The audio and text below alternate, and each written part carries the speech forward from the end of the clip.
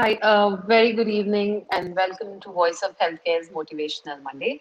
I'm Dr. Eisha Anand, a Senior Trade Advisor at the British High Commission, Delhi for Healthcare and Life Sciences. And today I'll be discussing healthcare transformation, the journey to high value healthcare. And with utmost pleasure, I introduce our guest for today, Ms. Gurrit Kaur Sethi. She has an over 20 years of experience in healthcare under her belt and across various healthcare verticals. And she has mentored many startups and spearheaded multiple transformational projects. In her current profile, she is the COO of Care Hospitals Bhubaneswar. Welcome, Gurrit. Thank you so much, Dr. Isha. It's a pleasure. Gurrit, we're all aware of. Same here, same here. Well, Gurrit, we're all aware of what happened after March 2020. The pandemic hit the world, the health systems collapsed. The world realized that we aren't ready for a pandemic. Uh, as a response to this pandemic, we saw new ideas emerging, private sector stepping up to work with the government sector. Some of the businesses collapsed, some of them renovated themselves, some of them really showed us how we can, innovate, think out of the box, and actually, came up to support this, public emergency. Diagnostics, hospital doctors, they became the soldiers, the frontline workers, they became the heroes here. And amongst all this, the private sector, I think, took a really steep curve towards uh, evolving the way in which they delivered healthcare traditionally, from infrastructural changes to setting up safety protocols for staff, patients, PPE, and government guidelines, struggling to maintain a healthy PNL in the absence of OPD patients or elective surgeries. I wanted to ask you as a first question, as a COO, what was your response to this phase of pandemic? How did you prepare your staff and hospital? And what went right? And most importantly, what went wrong in this whole journey? So, Isha, I think it was a highly transformative period, not only for us all human beings at a personal level, but for also the whole uh, industry as a whole, not just for healthcare. Despite the fact that the pandemic exposed us to the weakness of our healthcare system. I think once we, look back or, continue to look at the ongoing results and what is happening around us, I think India's fared pretty well. And we knew that we had a weak infrastructure, and yet I think the efforts were just ensuring that things were available, care was available, everything was available, and we I think all of us put our best foot forward to kind of contain the pandemic and keep ourselves going and keep ourselves afloat. So, at the hospital level, as we saw things surge, since I am in Odisha, uh, it took a little while for the pandemic to kind of hit the state here. So we were closely looking at what was going on in the other states, what was going right, what was going wrong, even looking at our own other group hospitals, how they were faring, what things they were doing to, prepare and step up to this challenge. I think we got the benefit of that little lag before the pandemic really hit Bhubaneswar at the peak. Uh, we had we already started preparing ourselves in terms of the clinical protocols. We were already looking at not only what ICMR was sending, but also what WHO was sharing and all the other researchers. We got a team of doctors together to kind of keep an eye on all these different things and start creating those protocols and how the care would be delivered once we started once we got permission to kind of step up to help. Second, we already prepared ourselves both infrastructurally as well as stocking up for all the things that were required. Uh, in the initial few months, things like masks, things like PPEs were not even available in the metros, let alone the smaller cities like ours. We actually stepped up and found ways and methods of kind of overcoming that challenge. We got material. Whatever PPEs we could procure, what we couldn't, we actually just sat down and kind of got them made ourselves till the time we got proper ones available in the market. There was no communication, there was no transportation, so we were actually left fending for ourselves. We had the areas demarcated, and we already had a plan of how we would looking at the numbers that will come in, how we are going to open up those areas. So that whole plan of action of rolling out care was already in place by the time the government actually allowed us. We also trained our teams, prepped them up, and ensured that they remained motivated to kind of deliver to this. So, getting them geared up as to why PPEs were required, what other precautions needs to be taken, how the staff movement is going to be, because obviously we have to divide the hospital into half and half to say that, which are the COVID areas and which are the non-COVID areas. We set up a committee, which we call the core committee, consisting of all the departmental, admin departmental heads, as well as the clinical departmental heads. And we met every day to ascertain the situation. And this we continued from the, before we started off offering direct treatment to COVID, but to COVID patients, but also to ensure that it continued throughout the pandemic. And in fact, date we still meet regularly to ensure that we do not let down our guard against this disease. As a result, while the government asked for only 10% of our beds, we actually had 50% of our beds dedicated to COVID. We had this campaign, CARE had this campaign on Suraksha, Mission Suraksha, and that the protocols that were kind of being enforced in all our hospitals, and especially as we enforced that, it built up the confidence of the patients around, the people around, to reach out in case of any emergency, whether it was a COVID or a non-COVID. We actually had the hospital full, both with COVID as well as non-COVID patients. In fact, other than the first, initial lockdown period, we did not really, the business from Q2 onwards actually did not suffer, because by then we had enough confidence driven across that, we managed COVID patients very well as we managed the non-COVID patients very well. We had, a lot of stuff going on throughout the hospital. We treated almost about over 2,000 patients. We were able to, because we were pre-prepared, we did not waste time. There was no need for us to waste time in kind of lining up to care. It was a heart-rending situation when you saw eight ambulances waiting at the, at the emergency, waiting to be taken on. And, we just had to learn how to churn out the beds quickly. So what we did was we converted all the rooms that had oxygen facilities into high dependency units.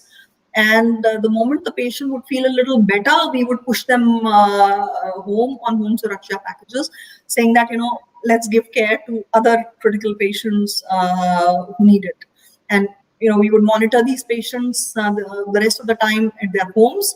And we would actually, in case there was an issue, we would bring them back to the hospital. In fact, we also treated a lot of patients on an outpatient basis throughout the pandemic, because those who didn't need hospitalization but needed to be monitored closely, we did that. We were able to do that through our home Suraksha packages, where our doctors would actually daily, ensure, look up the patients with the parameters. We send them a care kit, and they were able to, let us know how they were faring. So a lot of good work was done. I can proudly say that we had one of the lowest mortality rates in the country. Uh, and of course, we had one of the lowest staff infections because our staff was pre-trained to kind of uh, fend for themselves and ensure that they remain protected while they're providing care at the same time. Having said that, one of the things, when I look at that, what could we have done better, rather than saying what went wrong, I would rather, see, none of us were prepared. So I would put it the other way around to say that what could we have done better? I think the team hit a fatigue at some point because the number of patients and the kind of interactions that were happening, everybody is jostling for beds, and you're pressurized for anything and everything, and there was a shortage of material and everything. The team ran into a kind of a fatigue, which eventually, as we realized it and as it hit us, we started making rosters that not everybody needs to be doing everything all the time. So we kind of made rosters, especially for doctors, treating doctors. We made a team so that they sat down. We had the critical care team, pulmonology team, internal medicine team, hook up together and create protocols of how a treatment has to be done. So instead of opening admissions to everyone together, we actually started doing it serially. That helped everyone to get better care through a more protocolized medical format that got followed. So more protocolized treatment, which actually also helped us in ensuring that we had better recovery rates. So that is one of the things. One of the things that really went wrong that I would want to point out is during the pandemic, there were a lot of medical staff that was ill-treated.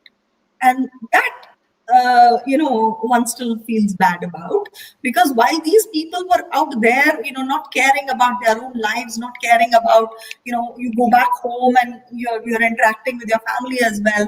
But, many people forgot how to treat them, when things did not go right for some of their patients, or they were not getting a bed, or there was a delay in something, so people screaming, shouting, abusing, sometimes even trying to kind of get physical, get violent. That was very, very sad, and one saw that happening across the country. Also, seeing doctors at that point forced to go on a strike because they're striving for livelihood was a little sad thing to see. And I do hope that, while we don't want any more pandemic, but this pandemic should go down as a learning for all of us to ensure that these things do not repeat. So clearly, steps against violence that were eventually subsequently taken, could have been done well before, because these are things that happen even during regular times, not just during the pandemic. So those were certain things, that could have been avoided. True, very true, and very interesting to hear your experiences. Uh, Tell me, Gurrit, was telemedicine already a part of your operational, the way your operations were handled pre-pandemic, or was it something that you started doing at the time of the pandemic? We started doing it at the time of the pandemic. I think one of the biggest boon to the industry that the pandemic gave was digital health. The digital health companies have been around for a while. It's been working well in many Western countries, but in India, because of the policy regulations not being clear, things have been slow. I think the government did a wonderful thing by initiating and giving a green flag to that, and alongside, immediately as soon as that happened, we also adopted telemedicine. Of course, we had issues like connectivity issues, but then I think a lot of it really helped us during the pandemic, because not everyone needed to come to the hospital.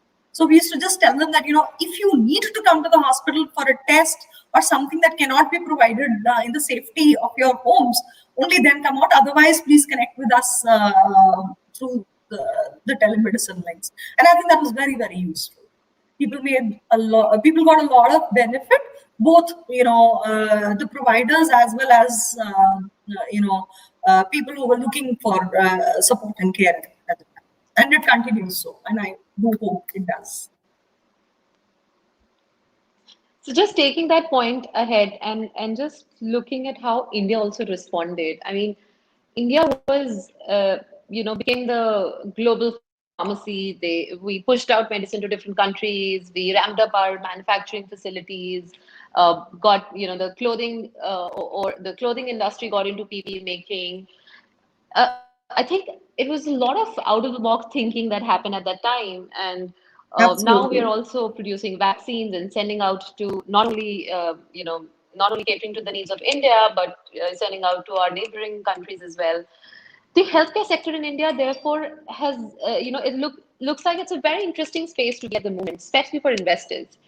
What do you think are some of the very promising opportunities for investment in the sector at the moment, or in coming, say, 6 months, 20 years time?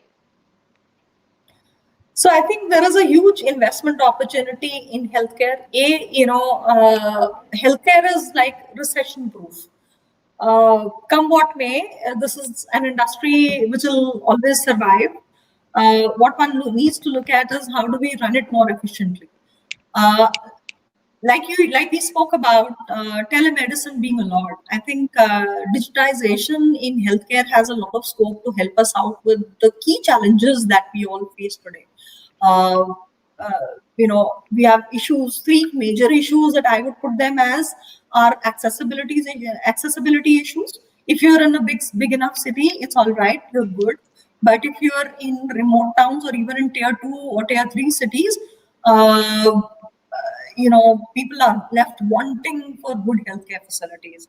Second aspect is the affordability, and third aspect is the quality. So all of these things can be easily overcome by virtue of digital health, and a lot of investment that should go in there can be very, very helpful for everyone. Of course, to ensure that this really happens evenly, we should learn from the West, Western countries, where the IT dependence and the technology dependence, or technology usage instead of, I think dependence is not the right word, but the usage of technology is more optimal. I think there are a lot of lessons that we can learn to ensure that uh, we stand to gain a lot from this. For example, the way data is collected, the way data is stored, what is the base technology use that you're using? Does it allow for data sharing? A lot of artificial intelligence, AI can actually help us not only in managing these facilities better getting things across, but we can actually get into population health dynamics while we do it. We do a lot of that work. The government and there are various agencies that are really working hard towards that.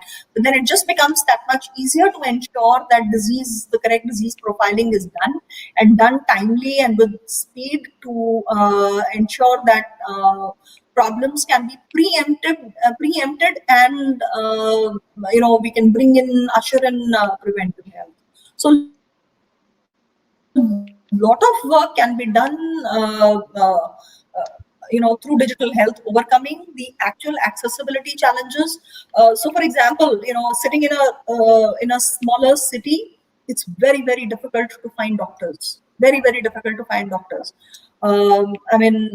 There are hardly a handful of good pulmonologists. So in a situation like this, or even radiologists, diagnostics, good uh, uh, doctors into high high-end diagnostics are difficult to come by.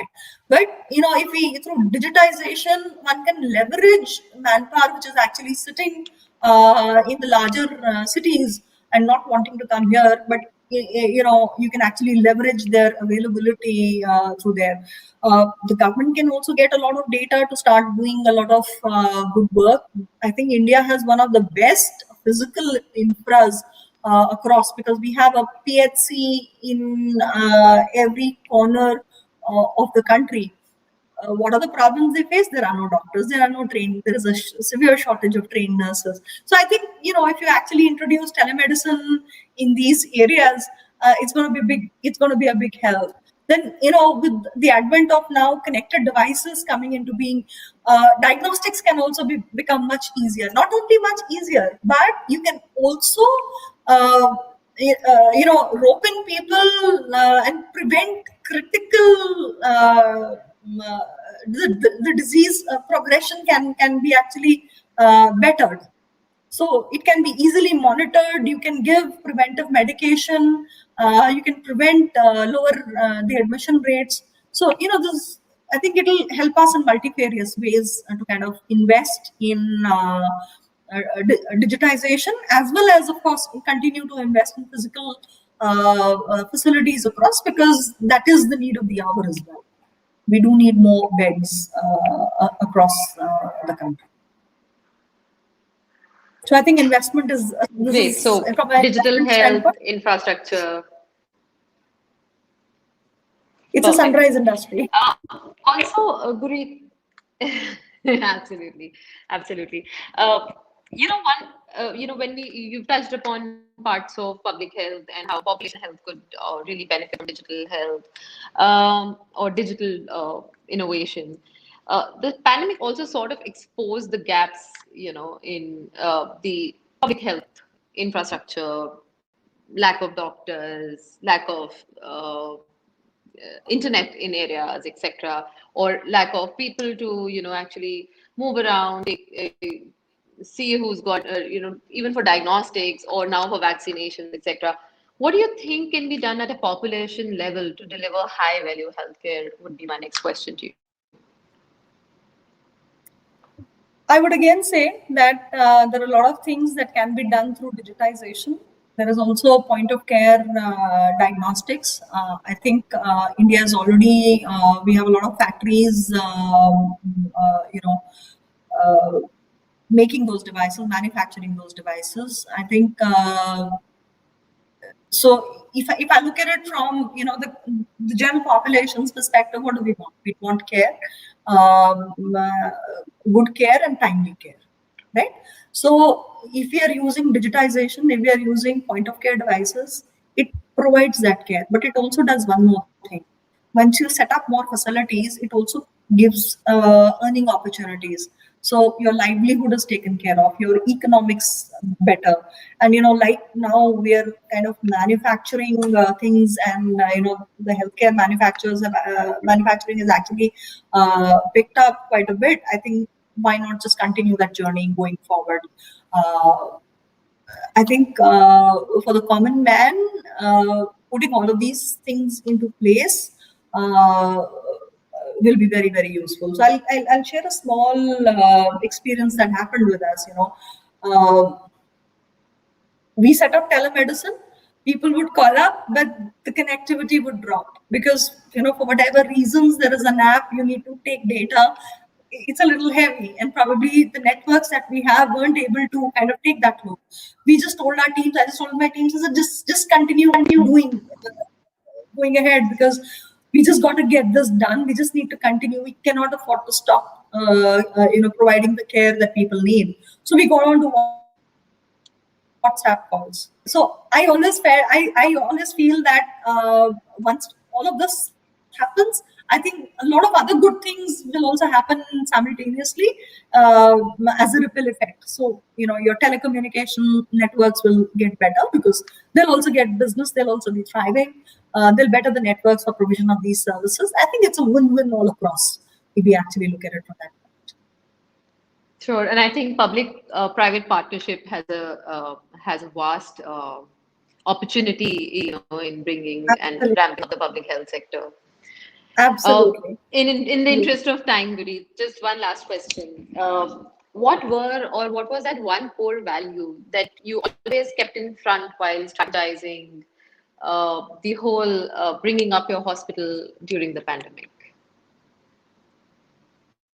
One single value that I can say, I just told the team, and we all just put our heads together to say, let's all keep going, come what may. So whether it came to PPEs and making our own, getting a team of tailors to sit down and stitch our own PPEs with the material we could procure, or reusing of masks, or finding ways of, if RT-PCR and antigen tests, when they were not available or they were very scarce, how do we diagnose people? Well before the government actually put the CT scans as a diagnostic tool, we were already using it, because one of our doctors who was researching on all of this, on how we could do that, came up with this, that why don't we start doing CT scans? So we were already doing that in our hospital to screen patients and start giving it. So I think one single value that everybody carried was, we stand for care and we stand to care, and we just continue to kind of drive us and surge ahead with that. Perfect. So just to sum up our conversation one more time, be preemptive, be prepared, start early, digital health and AI is the future of healthcare, and just keep going. Gurrit, thank you so much. Just last parting comments from you, and then we will close this. Stay healthy, everyone. It's the need of the hour. And that also means that we love ourselves. I think most important. Live a Thank healthy you. life. And what a beautiful way to end Monday on a very motivational note. Thank you so much. It was wonderful to have you with us. And keep watching and stay tuned to Voice of Healthcare for your other sessions. Thank you. Thank you. Have fun.